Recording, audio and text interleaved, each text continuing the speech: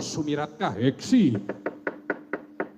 Aponto cekap semanten pangandikanira nata ing dhuwur ati Sang Prabu Bathara Kresna kalawan Kang Rakapara Prabu Baladewa. Kedadak kesaru gegering Paseban Jawi saka tambuh surak lan panyanane. Negara ing dhuwur mati ketekan parang ngamuk saka liya manca negara. Sikeping para muda lan tamtama sigra ngrakit pedhang ligan bedhil tengtengan. Sinten to ingkang sampun minggah wonten ing Stinggil Binaturaka negaring Dhuwurmati ora kaya ana ratu saka tanah sabrang munggah ing Stinggil Binaturaka ngrebebeh pindha sata ingkang manggrih krama kanca. Pyak ana dayuh Jahe pyak. Pyak ana dayuh Jahe, ana dayuh Jahe pyak.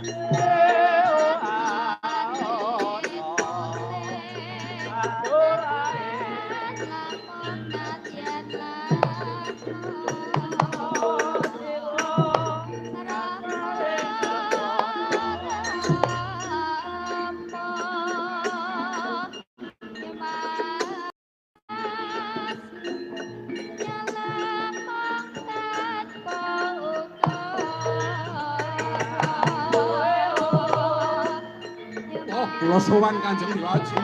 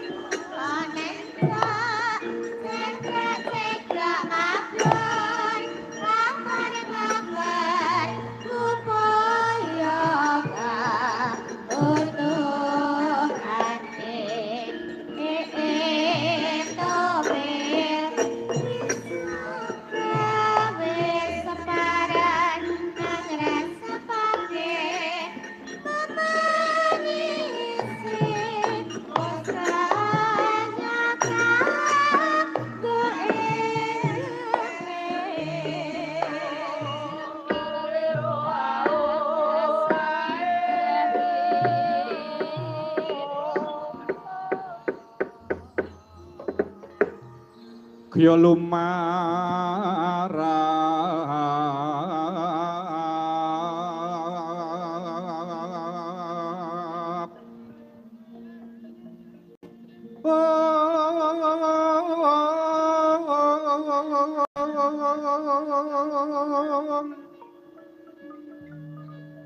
Dutane Sri Naranata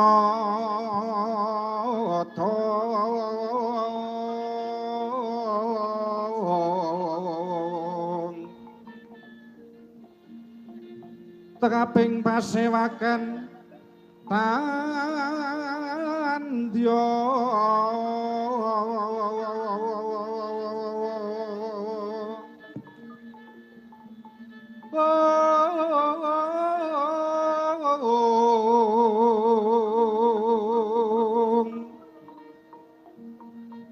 tumanduk Sang Hyun Mangarsa tumanduk Sang Hyun mangarsa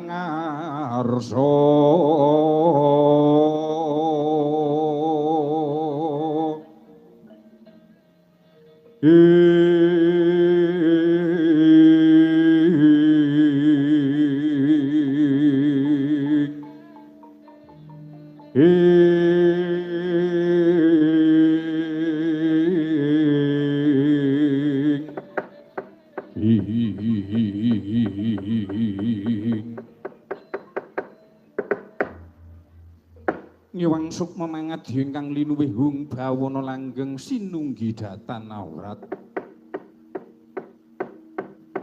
menika wonten caraka ingkang minggah wonten ing Stinggil Binaturaka negari ing Dhuwurwati katuran pambagya panakrami rawuhipun wonten ing kraton negari ing Dhuwurwati Kisana ingkang nembe Kewala Prapta. Kisana ingkang nembe Kewala Prapta katuran pambagya miwah panakrami rawuhipun wonten ing kraton negari ing Dhuwurwati Kisana ingkang nembe Kewala Prapta. Kisana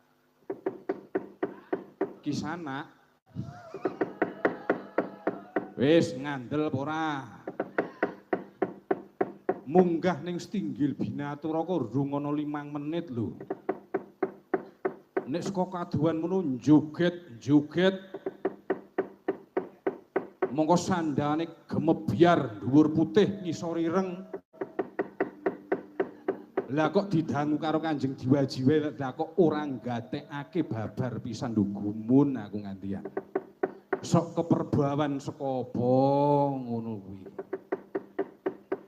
Kakang Patih Udawa kados pundi Raden wah iki ana raja nglelingi ora jamaah nggih nika wah dasare le anggon-anggon nggawa beskap putih jane dhuwure utawa nggawa ikete warnane pink ngono rada sumorot ya Kakang nggih jane awong munggah ning Stinggil didangu karo Kanjeng Diwaji lah kok ora nggape babar pisan. Kisana ingkang nembe Kewala Prapta katuran pambagya panakrami rawuhipun Kisana. Oh. Jagat Dewa Bathara. Waduh Kanjeng Diwaji, sumangga kula dherekaken Kanjeng Diwaji. Wis to ngandel ora. Urung aku wis diderekke ngono lho jan gumun aku. Weh, nyuwun pangapunten Kanjeng Diwaji. Wah. Nyuwun pangapunten menawi Kanjeng Diwaji menika paring pangandikan dumateng kula. Lah kok kula wah jan iki jan rada mumet kawontenaning wonten ing pikiran kula Kanjeng Diwaji. Wah, kamangka kula sowan wonten ing kraton negari Dhuwurmati lah kok ditenggani para nayakaning praja kaya mekaten Jalcobi kon ora arep ndrodok pripun awak kula Kanjeng Diwaji. Noni inggih mboten dados menapa Kisana ingkang nembe Kewala Prapta inggih nyuwun pangapunten Kanjeng Diwaji. Inggih menawi Kanjeng Diwaji menika ndangu dumateng kawula noni inggih tan manggih rubeda setunggal punapa lampah kula Kanjeng Diwaji lan kula badhe mundhut priksa menapa leres wonten mriki menika Stinggil Binaturaka negari ing Dhuwurmati lan paduka ingkang nglenggahi dampar kencana negari ing Dhuwurmati Kanjeng Diwaji noni inggih mboten wonten setunggal langkungipun kalih kula ingkang nglenggahi dampar kencana wonten ing kraton Dhuwurwati menika Kisana. Wah, inggih leresan Kanjeng Diwaji. Langkung rumiyin kula badhe mundhut priksa paduka menika nalindra saking pundi lan sinten jejuluk paduka Kisana. Wah, memper sanget nawi Kanjeng Diwaji dereng priksa dumateng kawula. Kula menika setunggaling ratu saking kraton Tanah Sabrang Kanjeng Diwaji. Jejuluk kula inggih menika Prabu Wirambana Dewa inggih Prabu Sasrahambara Kanjeng Diwaji. Paduka Yai Prabu Wirambana Dewa mekaten kisana inggih leres Kanjeng Diwaji. Sasampunipun lenggah kanthi wijiling napas kula badhe mundhut priksa paran wigatosipun dene Yai Prabu Sasrahambara minggah wonten ing Stinggil Binatura Kenegari Ndhuwarawati kisana. Wah, menika mekaten nggih Kanjeng Diwaji. Nanging saderengipun ing sak mangke kula matur dumateng paduka menawi wonten lepat kula nyuwun samudra lumunturing pangaksami Kanjeng Diwaji noninjih kalunggaran ingkang kula paringaken dumateng paduka kisana. Wah, menika mekaten. Pisowan kula menika ingkang sepisan menika kula tuwi kaluhuranipun paduka Kanjeng Diwaji. Ndungkap ingkang angka kalih kula tuwi kawilujenganipun paduka Kanjeng Diwaji. Lan ingkang pungkasan ingkang wigati minggahipun ingkang triwigati pisowan kula menika estunipun nanging saderengipun kula badhe jarwa dumateng paduka langkung rumiyin. Bilih ing wekdal punika kula badhe jarwa dumateng paduka. Kula badhe nyeritakaken kawontenaning kawula wonten ing kraton negari Guwa Barong menika Kanjeng Diwaji. Para kawula ing negari Guwa Barong ing wekdal punika saweg nampi wujuding pagebluk mayangkara ingkang matumpa-tumpa Kanjeng Diwaji. Para kawula enjang sakit sonten dumugining pralaya, sonten sakit enjang dumugining pralaya. Lah menika saklajengipun namung mekaten kemawon Kanjeng Diwaji. Lah sasampunipun kula manjing wonten ing sanggar pamelangan nyuwun dumateng Jawata. Lah ing mriku kula nampi gaiping Jawata para kawula saged pulih kaya wingi duking muni nanging yen to negari Guwa Barong sampun kadurungan pusaka paduka inggih menika Sekar Cangkok Wijaya Mulya ya Sekar Cangkok Wijaya Kusuma Kanjeng Diwaji. Nah menika badhe kula boyong wonten ing kraton negari ing Guwa Barong Kanjeng Diwaji. Menawi Kanjeng Diwaji menika badhe nyuwun bebana, menapa? Badhe nyuwun bebana wujuding Mas Wicis Raja Brana kula sampun sumadya wonten ing kraton negari utawi ing alun-alun kraton Ndhuwarawati. Badhe nyuwun ngersakaken wujuding yatra, badhe ngersakaken pinten? Wujudipun yuta napa milyar kula sampun sumadya. Kula ibarataken Kanjeng Diwaji wonten ing kraton negari ing Guwa Barong menika dhuwit 50.000 menika tak ibaratake namung damel bedian Kanjeng Diwaji. Menika namung badhe damel obong-obongan nek pas nyogokke wonten ing luweng dhuwit 50.000 menika Kanjeng Diwaji. Wah iki raja lah kok ndlelenge ora jamak.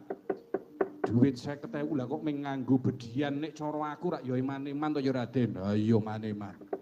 Dhuwit 50.000 kene esuk kae bubar nyambut gawe kena nggih bubur ya Kakang. Ha iya nggih bubur karo golek tahu susur.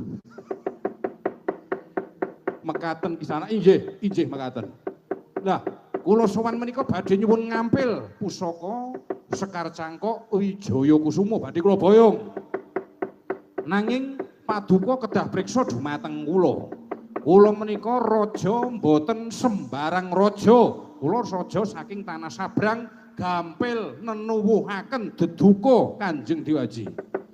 Menawi Kanjeng Diwaji mboten maringaken pusaka dalem menapa kelampah sak kedheping netra menika badhe kula damel segara ngatu kraton Ndhuwarawati menika ingkang dados atur kula Kanjeng Diwaji. Sikra bala kang dumingal prang campo samya majali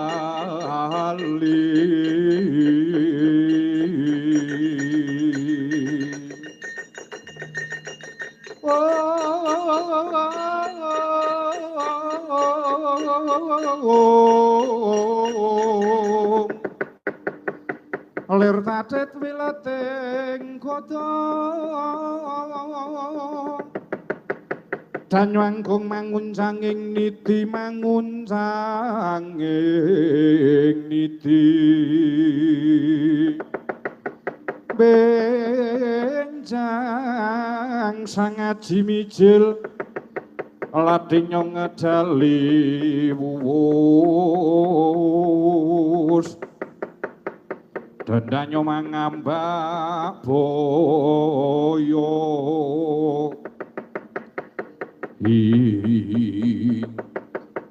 jenengmu Prabu Sosro Hambara ya bener noninjih leres Raden menika sinten ya tepungno wae nek kowe durung mangerti karo aku putra dalem Dwarawati aku Raden Samba Wisnu Brata sinten aku Raden Samba Wisnu Brata Raden Amba Samba udu Amba. Wah, kula kinten nek Raden Amba, wah amargi kula menika karemanipun menika sampun amba-amba menika. Samba tak andeni kupinge jampeng ra. Yo, aturmu saka Purwa tekan Madya tak rungokke ning talinganku kepenak yo. Ndang tengkan pungkasaning wasana lha kok kowe ngabangake talinganku. Sing bakal ngenehi katrangan marang kowe ora ana liya Prabu Sosro Hambara ayo entenono ana ing madyaning alun negaring Dwarawati aku sing bakal ngenehi katrangan marang kowe oh nggih menawi mekaten kula sampun nyendikani dawuh paduka Raden Samba Wisnu Brata nanging panyuwun kula ing sakmangke mboten kedangon anggenipun kula nyrantos wonten ing alun-alun negari ing Dwarawati Raden iya ora bakal genti tapak aku bakal nyaketi marang kowe Prabu Sosro Hambara ya menawi mekaten Kanjeng Diwaji kula badhe minangkani menapa ingkang dados panyuwunanipun ingkang putra Raden Samba Wisnu Brata Kanjeng Diwaji kula nyuwun pamit medal pasinan langkung rumiyin Kanjeng Diwaji menawi ninggih kasinggihan kaluhuran tindakipun Yai Prabu Sosro Hambara inggih leres inggih wah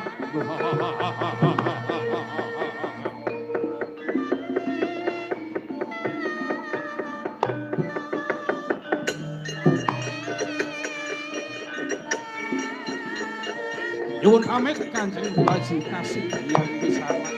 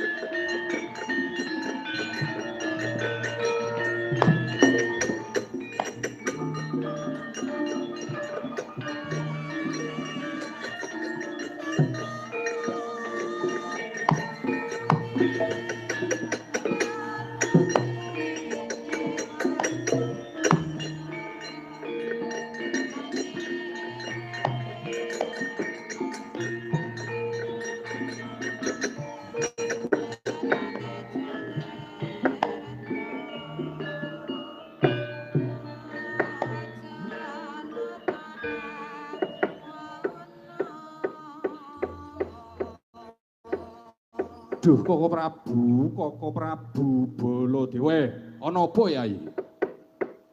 Menika wonten telik sandipaya ingkang badhe inggih menika ngampil pusaka ingkang rayi Koko Prabu. Lah iki sing tak aturke ing ngarep mau lho Yai. Anggone para kadang Brata Pandhawa iki bakal nganakake tetanen agung kuwi akeh rubedane. Lah iki klebu rubedane Yai. Mula Yayi Kresna sing ati-ati Yai.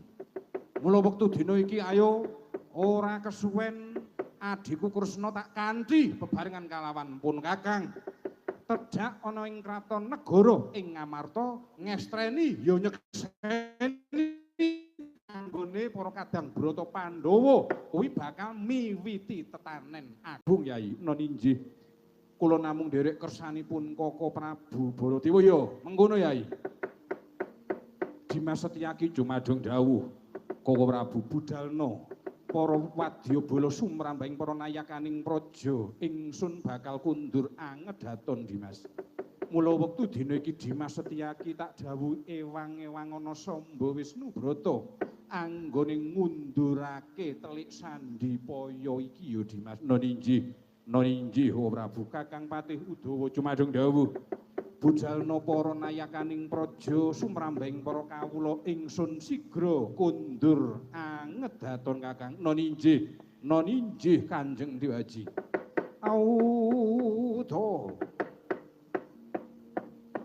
wis paripurna sabdaning Nalendra ing Dwarawati Sang Prabu Bathara Kresna kersanira sigra kundur ing ngedhaton ingkang kahayap para abdi pil upacara banyak dalang sawunggalih lar badak kacumas kataira lajur sisih sapekak madyaning gandang ruruh pasemone kundurira sang nata ing Dwarawati Sang Prabu Bathara Kresna yen Cinandra saking Mandrawa kaya cara balen candrane sang nata.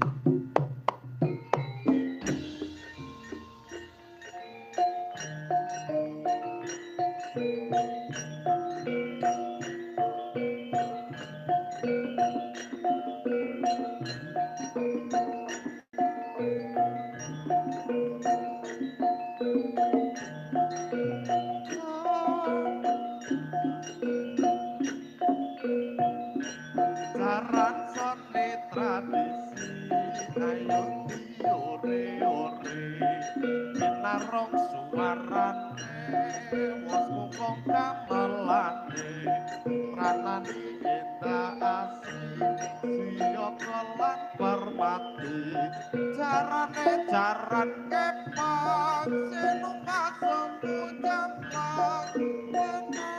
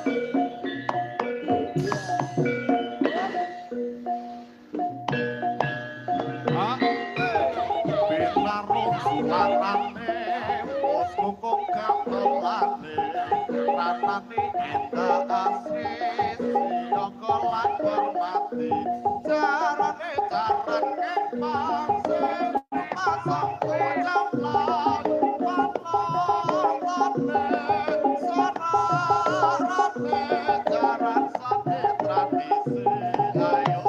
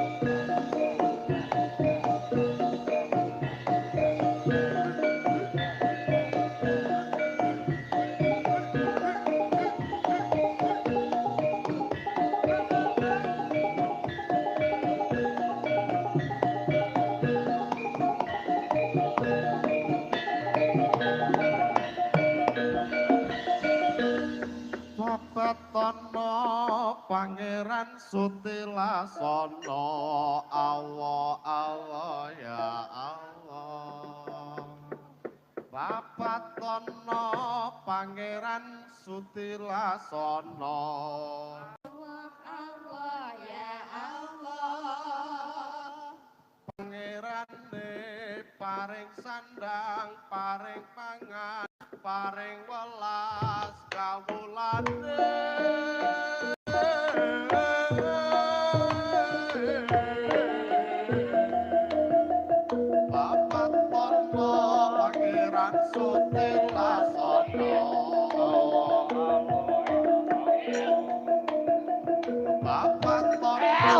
Pangeran Sutilasana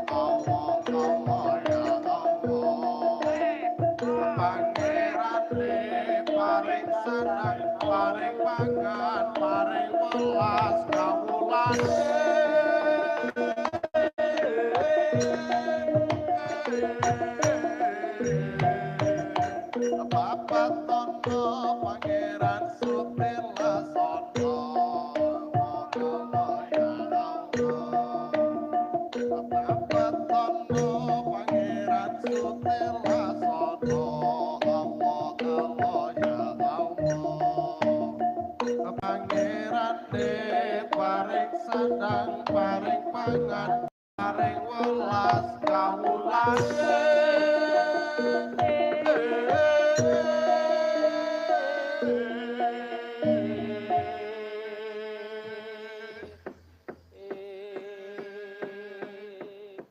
Nduk, ana apa, Mak? Ya lek lungguh ning nggon panggonanmu dhewe-dhewe sik. Oh iya, Mak, tak benake jare dhisik, Mak.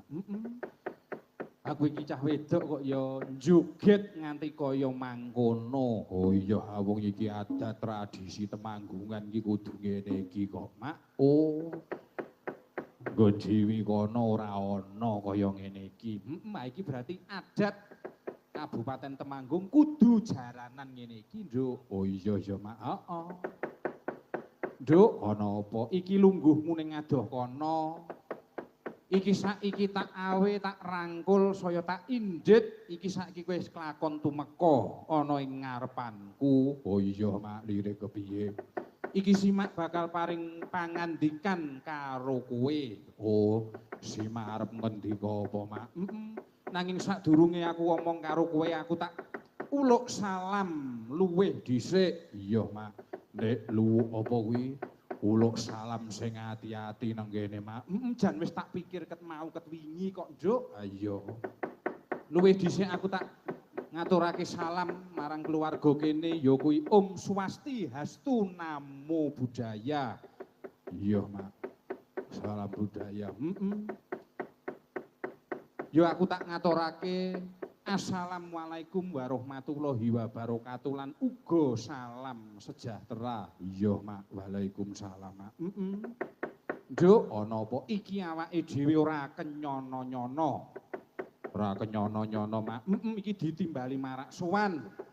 Iki ning ngendi, Mak? Iki ditimbali marak sowan ya kuwi ana ing Dusun Lamuk, Desa Kalimanggis, Kecamatane Kaloran, Kabupaten Temanggung, Nduk. Oh. Iki ning Lamuk ya, Mak. Iki ning Lamuk iki awake dhewe lagi pisanan sowan rene. Iya ya, Mak. Ya wis panyuwune awake dhewe ora akeh muga-muga anggone awake dhewe sepisan sowan rene. Iki sesuk awake dhewe iso rumaket lis duluran karo keluarga ana ing Dusun Lamuk kene. Iya ya, Mak. Heeh. Iki ngaturake agunging panuwun marang sesepuh, pinisepuh, aji sepuh, kasepuhan ingkang lenggah ana ing Lamuk lan sakpungkure ya kuwi para kadang wiranem ingkang lenggah ana ing Dusun Lamuk kene. Oh, ngono to, Mak. Iki awake dhewe sowan sing sepisanan rikala semana. Rikala semana kepiye, Mak? Rikala semana aku dibel karo adikku wedok Tika karo adikku Kantong utawa Eka. Kuwi nanggali karo awake dhewe tanggal 6 Oktober. Oh. Delalah iki awake dhewe pas lo ya, Mak. Iki jan pas lu blong dinane. Ha iya. Iki nanggali karo awake dhewe sikinen ya kuwi tirakatan rialatan ana ing bumi Lamuk kene. Oh ngono ya, Mak. Heeh. Wingi urung suwe dina Jemuah Legi, aku ning ngisor kono kuwi. Ning endi? Ning Jangleng. Oh. Ning Jangleng wis ping pindho, ning kidul kono kuwi ya wis tau. Iki awake dhewe sowan ning Lamuk lagi pisan iki. Ayo muga-muga dadi lantaran lis duluran karo awake dhewe. Iya ya, Mak. Heeh. Iki sowan ning Lamuk. Sowan ning Lamuk, Nduk. Iki awake dhewe sowan iki luwih dhisik ngaturake agunging panuwun ingkang tanpa pepindhan luwih dhisik. Oh ngono. Iki adicara apa dicethake, Mak? Iki perti dusun Lamuk. Oh. Ya kuwi bersih desa nek ning nggon dhewe kono, auman nek ning nggon dhewe kono. Beda nama tapi artinya sama. Oh ngono. Aku tak ngaturake ingkang tuwun luwih dhisik ya kuwi ingkang sepisan ngaturaken agunging panuwun ingkang kinurmatan panjenenganipun Bapak Bupati Temanggung. Oh, Bapak Bupati rawuh, Mak. Rawuh kuwi panjenenganipun ingkang kinurmatan Bapak Agus Setiawan SE. Oh. Bapak Agus rawuh, Mak. Rawuh. Ingkang angka 2 ya kuwi anggota DPRD Kabupaten Temanggung. Iya. Lan ingkang angka 3 kuwi ngaturke gung panuwun marang Ibu Camat Kaloran. Oh, Panjenengane sapa, Mak? Kuwi panjenengane Ibu Juli Riastiana. Oh, lah kok kowe apal? Ha wingi ning Jangleng ya sing penyerahan wayang dilalah ya panjenengane Ibu Camat. Oh, dadi apal. Terus sak banjure ya kuwi ngaturke gung panuwun marang Bapak Kepala Desa Kalimanggis. Panjenengane sapa, Mak? Panjenengane Bapak Didik Agus Susilo menika sak perangkatipun. Oh. Terus ngaturake agunging panuwun meneh marang Sekretaris Desa Kalimanggis, Kepala Dusun Sedesa Kalimanggis, Mak. Oh, Nduk, Wah, sing rawuh iki paran para ora main-main bengi iki, Nduk. Iya, Mak. Ngaturke gung panuwun meneh kuwi marang Bapak Kadus, Bapak Purwadi. Oh, Bapak Purwadi. Ngaturke gung panuwun meneh sak banjure ya